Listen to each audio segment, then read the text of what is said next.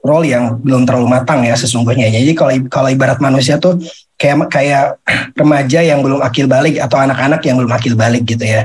Jadi dia sudah punya awareness tapi belum kematangannya belum siap untuk mandiri, untuk bertanggung jawab, kira-kira gitu. Nah, kalau dalam konteks UX kira-kira gini, junior ini biasanya dalam project day to day-nya itu masih perlu disupervise oleh yang lebih desainer yang lebih senior, karena dalam tataran implementasi masih banyak hal yang perlu dia kuasai atau dia pahami.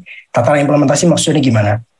Maksudnya gini, let's say desainer kita bekerja dengan desain sistem. Bagi yang belum tahu, desain sistem itu sederhananya kumpulan ada banyak komponen desain gitu ya. Misalkan ada tombol atau button, ada divider, ada text field dan sebagainya. Gimana sih cara menggunakan itu? Biasanya nih yang paling sering membingungkan ya buat beginner adalah, nanti teman-teman bisa look up ya, bisa cari. Ada yang namanya checkbox dan ada yang namanya radio button. Nah, seringkali yang junior ini ketukar gitu, kapan menggunakan checkbox dan menggunakan radio button. Tapi poinnya adalah, saya nggak mau bahas detail itunya, mungkin belum semuanya familiar, tapi poinnya adalah di tataran teknis masih perlu disupervisi oleh desainer lebih senior. Nah makanya kalau bisa nih nanti teman-teman jadi masuk di UX sebagai junior, atau saat ini teman-teman jadi junior, itu aspirasinya jangan lama-lama jadi junior gitu ya. Paling idealnya setahun lah ya, setahun. Jadi masuk, kemudian setahun depan performance review itu naik jadi medior atau senior. Karena tadi secara responsibility belum dikasih responsibility penuh karena masih banyak hal yang harus dipelajari.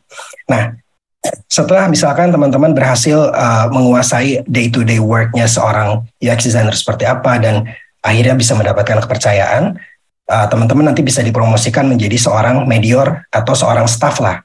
Jadi UX staff, UX designer staff gitu ya, atau biasanya medior itu terminologi yang jarang digunakan ya. Biasanya sebutnya staff aja. Nah, mungkin saya nggak akan terlalu bahas detail di medior dan senior, karena medior dan senior ini perbedaannya cukup nggak begitu beda lah. Artinya secara skill mereka tuh mirip.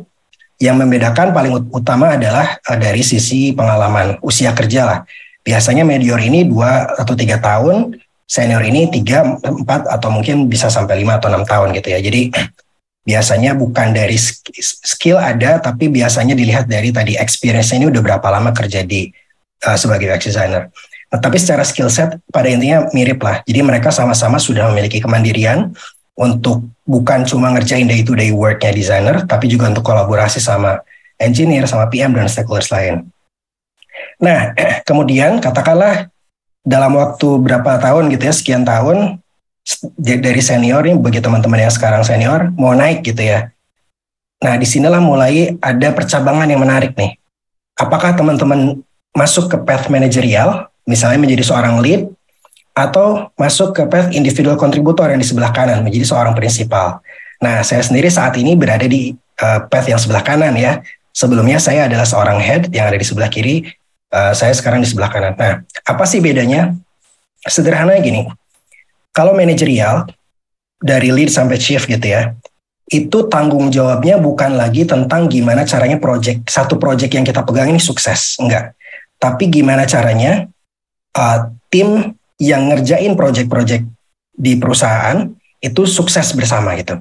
Jadi yang dipikirin bukan project, tapi enabling atau membuat agar lingkungan, sistem, struktur, manpower itu semuanya kondusif supaya orang-orang bisa mencapai kesuksesan dalam product development. Sementara individual contributor dalam harian prinsipal fokusnya adalah gimana caranya dia tetap berkontribusi pada project. Tapi proyeknya itu proyek-proyek yang biasanya kompleksitasnya tinggi. Misalnya proyek yang ya sifatnya eksperimental gitu ya, yang belum pernah ada di market. Nah, biasanya prinsipal pegang proyek-proyek seperti itu. Nah, untuk lebih detailnya saya akan bawa ke screen ini, di mana kita bisa lihat perbandingan antara peran manajerial dengan peran individual contributor. Secara goal, secara tujuan, tadi yang manajerial adalah gimana cara bisa enable.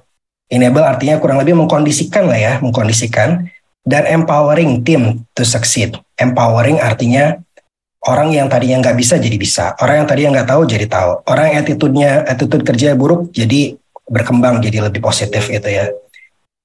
Sementara individual kontributor fokusnya adalah gimana cara bantuin tim supaya sukses dengan skill atau keahlian dia. Misalnya biasanya principal designer itu ya, itu skillnya cukup komprehensif. Jadi bukan cuma kuat di UI doang atau di mana doang gitu ya. Dia bisa layani segalanya lah, dari mulai research, UI-nya juga, bisa ngevalidate, ngobrol sama orang bisnis juga nyambung gitu ya. Nah, gimana dengan skill yang dia yang komplit dan tajam ini, dia bisa membuat project-project yang kompleks tadi sukses. Nah, terus kerjaannya ngapain sih manajerial dan individual contributor? Activitiesnya apa? Manajerial itu utamanya ya tentu nggak cuma ini ya, ada banyak banget kerjaannya. Tapi utamanya adalah bikin atau membangun sebuah tim. Membangun tim dalam arti ya hiring gitu ya, mencari orang, membangun kohesivitas atau terhubungan antara tim ini biar mereka kompak lah gitu ya. Membangun budaya, kemudian nurturing talents, mengembangkan talent gitu ya.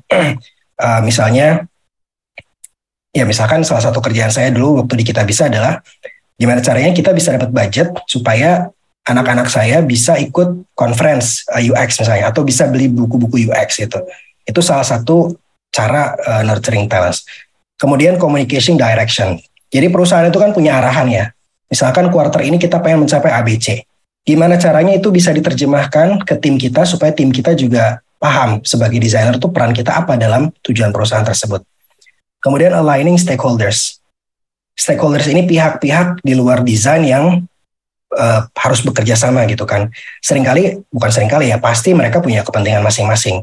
Engineer kepentingannya adalah misalnya bisa deliver project dengan efisien, dengan cepat gitu kan. Jadi kalau dikasih desain yang kompleks, mungkin kayak itu memberatkan mereka gitu. Nah, gimana caranya dari di sisi desain, kita bisa membuat desain yang let's say satu user centric, kemudian juga experience-nya bagus gitu ya. Tapi secara engineering juga mereka bisa paham, teman-teman engineering bisa paham kenapa kita membuat experience yang seperti ini. Ini memang susah, tapi kenapa ini worth it gitu ya. Nah, gimana caranya berbagai pihak yang punya berbagai kepentingan berbeda ini bisa saling nyatu. Nah, sementara individual contributor, kira-kira day to day-nya ya delivering design, dalam arti ya ngerjain desain gitu ya, di Figma atau di Sketch misalnya. Kemudian introducing methods, maksudnya gini, seringkali tadi kan principal designer kerja untuk sesuatu yang masih abstrak gitu ya, biasanya masih ini belum pernah ada nih masalah seperti ini gitu. Nah, salah satu tugasnya principal designer adalah memperkenalkan, kalau masalah kayak gini kita bisa lakukan pendekatan, let's say jobs to be done. Nah, itu sesuatu yang mungkin nggak banyak tim yang tahu gitu. Gimana sih cara melakukan interview jobs to be done? Nah, kemudian facilitating teams. Facilitating teams misalnya ya bikin workshop lah, design sprint. Jadi desainer itu nggak cuma ngedesain, tapi gimana caranya nyambungin orang-orang biar menuangkan idenya gitu. Solving complex user problems. Nah, sekarang itu tadi dari sisi tujuan untuk manajerial dan individual contributor, kemudian activities-nya apa aja, dan sekarang impact-nya. Apa sih ralat ya, bukan impact. Ini plus minusnya lah. Saya ralat sebentar.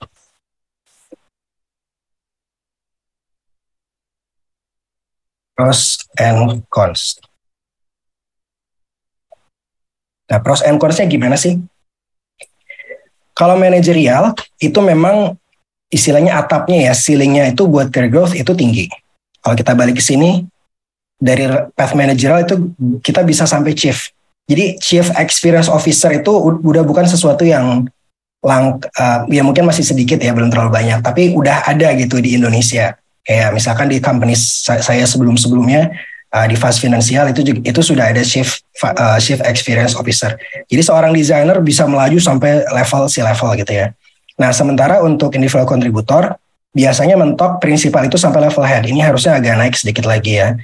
Saya kan dari head nih kemarin, terus transisi ke principal. Nah, biasanya sampai level sini aja. Karena principal ini ya tadi hands on project, role-nya bagaimanapun tidak sestrategis manajerial gitu. Kalau di sini kan Vice President Chief ini udah nggak pegang project sama sekali kan. Yang mereka pikirin adalah, let's say, gimana mencapai objektif bisnisnya, gimana bertanggung jawab terhadap pemegang saham gitu ya. Nah, jadi secara batas atas itu manajerial lebih tinggi. Nah, kemudian juga plusnya adalah manajer path ini, kita jadi dalam tanda kutip ya, terpaksa ya, nggak terpaksa juga sih, dengan senang hati lah. Dengan senang hati mengembangkan skill-skill yang di luar kompetensi utama desain, misalnya. Jadi bisa ngomong, jadi bisa ngomong tuh dalam arti, ini ada orang bisnis ya. Orang bisnis itu kan cara berpikirnya beda. Mungkin bahasa-bahasa yang digunakan juga beda. Banyak terminologi-terminologi yang nggak bisa dipahami atau jarang dipahami ya, jarang didengar orang awam. Belum lagi ada engineering gitu. Nah, kita jadi punya perspektif yang luas. Kita jadi ngerti perspektif bisnis itu seperti ini. Perspektif engineering dan perspektif tim-tim lain seperti apa.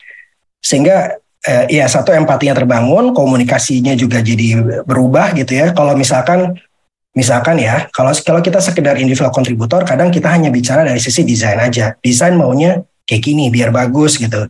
Desainnya seperti ini biar apa gitu ya. Nah, tapi kalau kita bisa empati sama role lain, jadi kita bisa nemu titik tengahnya nih. Dari sisi bisnis pengennya apa, dari sisi engineering pengennya apa, dari sisi produk pengennya apa. Nah, kita bisa jadi penyambung gitu dari berbagai pihak ini.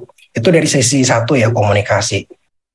Banyaklah skill-skill lain ya, skill-skill manajerial.